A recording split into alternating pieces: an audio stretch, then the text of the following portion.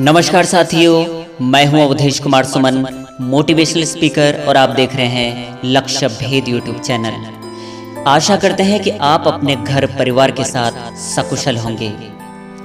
साथियों, कल के अंक में हमने विश्लेषण किया कि कोरोना काल के बाद हमारे संस्कार और हमारे जीवन शैली में क्या क्या परिवर्तन होने वाले हैं। तो आपको यह भी जान लेना चाहिए कि इस लॉकडाउन के अंतराल में हमने क्या क्या सीखा।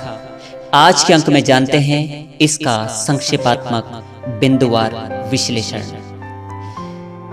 बिंदु संख्या 1, साथियों, संयुक्त परिवार व संस्कार भारत की प्राचीन एवं प्रथम आधारशिला है।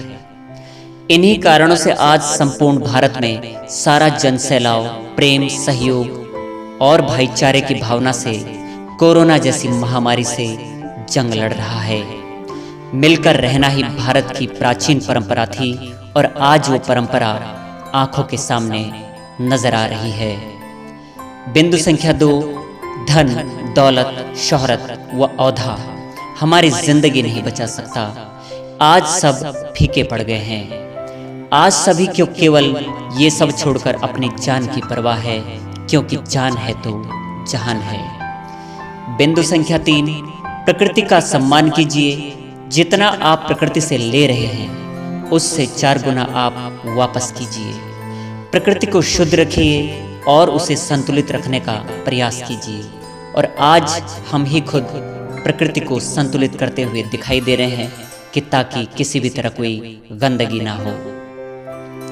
बिंदु संख्या 4, अपने परिवार के लिए पहले समय निकालना बड़ा मुश्किल था, लेकिन आज इस वायरस के चलते पता चला कि हमारी असली दौलत हमारा परिवार है। इसी में सच्चा सुख है, इसी में सुख की अनुभूति है। बिंदु संख्या 5, भारत से शिक्षा लेकर विदेशों में जाकर सेवा करना कोई फक्र की बात नहीं।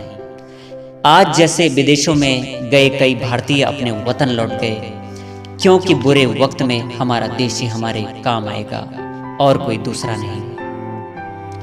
बिंदु संख्या 6, आज वक्त और हालत की नज़ाकत हमें ये सिखा गई कि मुसीबतें कितनी भी टूट पड़े, दुनिया से उलझना ठीक नहीं। अपनी जिंदगी रही तो फिर से खुशियाँ लौट सकती है, इसीलिए घर के अंदर लॉकडाउन रहने में ही हमारी भलाई है। बिंदु संख्या 7, कोरोना वायरस ने आज प्रत्येक इंसान को रोटी की अहमियत और कीमत सिखा दी है। बेहिसाब अन्न को बर्बाद करने वाले लोग अब हिसाब से खाने लगे, क्योंकि एक रोटी की कीमत वही जानता है जो उसके पाने के लिए दर दर के ठोकरें खाता है, और एक एक रोटी का निवाला पाने के लिए वह चारों तरफ ठोकरें खाने पर मजबूर होता है। बिंदु संख्या 8, आज कुछ नास्तिक लोग भी आस्तिक होकर सनातन धर्म की ओर लौट रहे हैं और अपने परिवार को जिंदा रखने हेतु ईश्वर से दुआएं मांग रहे हैं कि सब सुखी रहें। यही सच्चा धर्म है। बिंदु संख्या 9, कोरोना वायरस ने समाज को 2 वर्गों में विभाजित कर दिया। पहला वर्ग जो आज लॉकडाउन का उल्लंघन कर मुनाफा वसूलने, चोर बाजारी, लूटखोरी करने पर लगे हुए हैं। दूसरा वर्ग वो जो भूखे मर जाएंगे पर अपने परिवार की सलामती के लिए सरकार के निर्देशों का पालन कर रहे हैं। आपकी क्या राय है, कमेंट बॉक्स में जरूर साझा करें।